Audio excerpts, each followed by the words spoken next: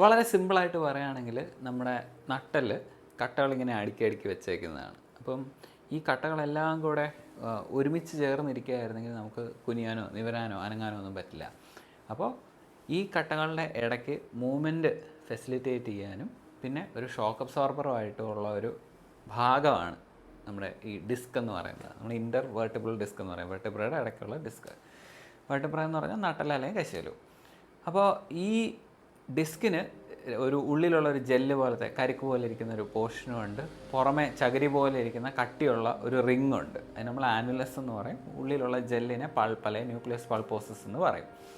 പല കാരണങ്ങൾ കൊണ്ട് ഈ പുറമെയുള്ള റിങ്ങിന് മുറിവുപാട് പറ്റിയിട്ട് അകത്തുള്ള ജെല്ല് പുറത്തേക്ക് തള്ളി വരും. അപ്പോൾ ഈ പുറത്തേക്ക് തള്ളി വരുന്ന ആ ന്യൂക്ലിയസ് പൾപ്പോസസ്, ആ പൾപ്പ്, അതാണ് നമ്മൾ ഈ ഡിസ്ക് പ്രൊലാപ്സ് എന്ന് പറയുന്നത്. ഇപ്പം പുറത്തേക്ക് തള്ളി വന്നാൽ എന്താ പ്രശ്നം?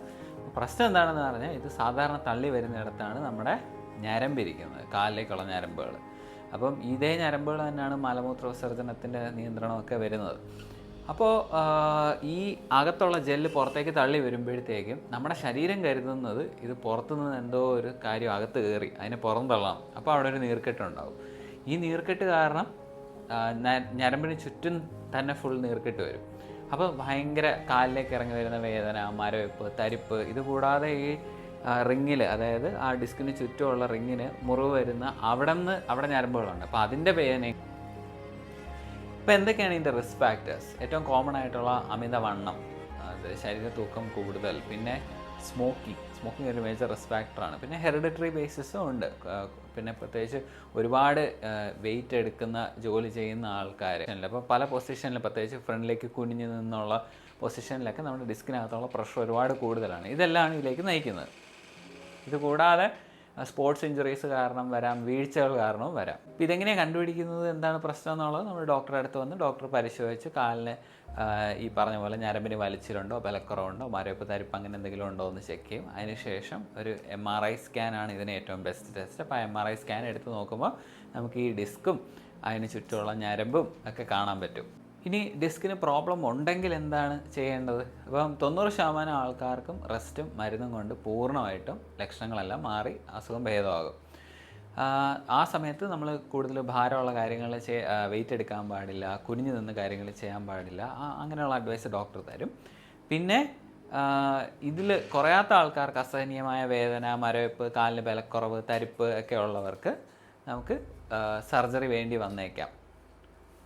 ഒട്ടും വേദന കുറയാത്ത ആൾക്കാർക്ക്, അല്ലെങ്കിൽ കാര്യമായിട്ട് ഗണ്യമായിട്ടുള്ള ബലക്കുറവുള്ളവർക്ക്, മലമൂത്ര വിസർജനത്തിന് തടസ്സം വരുന്ന പേഷ്യൻസിനൊക്കെ ഓപ്പറേഷൻ വേണ്ടി വന്നേക്കും. ഓപ്പറേഷൻ പലതരത്തിലാണ്. അത് എവിടെയാണ്, എന്ത് തരം ഡിസ്ബൾജ് ആണെന്നൊക്കെ ഉള്ളതനുസരിച്ചിട്ടാണ് തീരുമാനിക്കുക.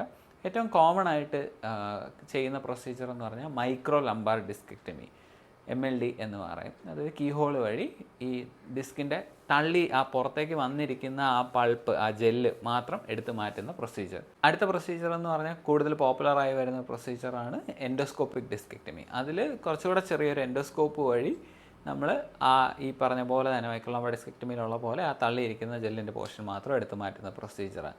ചില പേഷ്യൻസിന് ഇപ്പം പല ലെവലിൽ ഡിസ്ക് പ്രൊലാപ്സ്, അതിനോടൊപ്പം തന്നെ മറ്റ് നട്ടലിന് അസുഖമൊക്കെ ഉള്ളപ്പോഴത്തേക്കും ചിലപ്പോൾ കുറച്ചുകൂടെ എല്ലൊക്കെ റിമൂവ് ചെയ്ത് അവിടെ സ്പേസ് ഉണ്ടാക്കി കൊടുക്കേണ്ടി വരും, ഓപ്പൺ സർജറി ആയിട്ട്.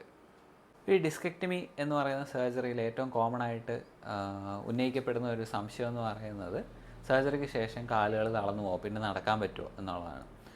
ശരിക്കും നമുക്ക് ഈ കാലിന് ബലക്കുറവുള്ള ആൾക്കാർക്ക് നടക്കാൻ വേണ്ടിയിട്ടാണ്, അല്ലെങ്കിൽ ആ വേദന കുറയാൻ വേണ്ടിയിട്ടാണ് സർജറി തന്നെ ചെയ്യുന്നത്. സർജറി ഇപ്പോൾ എന്ന് പറഞ്ഞാൽ എല്ലാം മിനിമലി ഇൻവേസീവ് കീഹോൾ പ്രൊസീജിയേഴ്സാണ്. സർജറി കഴിഞ്ഞ് തൊട്ട് അടുത്ത ദിവസം തന്നെ അല്ലെങ്കിൽ സെയിം ഡേ തന്നെ നമുക്ക് നടക്കാം. പൊതുവെ ബലക്കുറവുള്ള രോഗികൾക്ക് ക്രമേണ കുറച്ച് മാസങ്ങൾ കൊണ്ട് ആ ബലക്കുറവ് ഇമ്പ്രൂവ് ആകും. അസഹനീയമായ വേദന, ഞരമ്പിൻ്റെ വേദനയുള്ള പേഷ്യൻസിന് മിക്കവാറും ഇമീഡിയറ്റ്ലി സർജറി കഴിഞ്ഞ് ഉടനെ തന്നെ വേദന പൂർണ്ണമായിട്ടും മാറാറാണ് പതിവ്. പിന്നെ സർജറിക്ക് ശേഷം 1-2 ദിവസത്തിനുള്ളിൽ തന്നെ വീട്ടിൽ പോകാം. കുറച്ച് നാളുകൾക്ക് നമ്മൾ ഭാരമൊന്നും എടുക്കാൻ പാടില്ല, കുനിഞ്ഞ കാര്യങ്ങൾ ചെയ്യാൻ പാടില്ല. എൻ്റെ ഒരു പേഷ്യൻ്റ്, ഒരു ഓട്ടോ ഡ്രൈവർ, പുള്ളിക്കാരന് വലത് കാലിലേക്ക് അസഹനീയമായിട്ടുള്ള വേദനയായിട്ട് ഹോസ്പിറ്റലിൽ വന്ന് സർജറി ചെയ്ത് അടുത്ത ദിവസം രാവിലെ വന്നപ്പോൾ രോഗി പറഞ്ഞ കാര്യമെന്ന് പറഞ്ഞാൽ ഡോക്ടറെ ഞാൻ 10 വർഷം ഈ വേദന സഹിച്ച് കിടന്നത്, ഞാൻ അന്നേ ചെയ്യേണ്ടതായിരുന്നു, ഇപ്പോൾ എനിക്ക് വളരെ ആശ്വാസമായി എന്നുള്ളത്. ഇൻഡിക്കേറ്റഡ് ആയിട്ടുള്ള പേഷ്യൻസിന് surgery can do magic, can do wonders.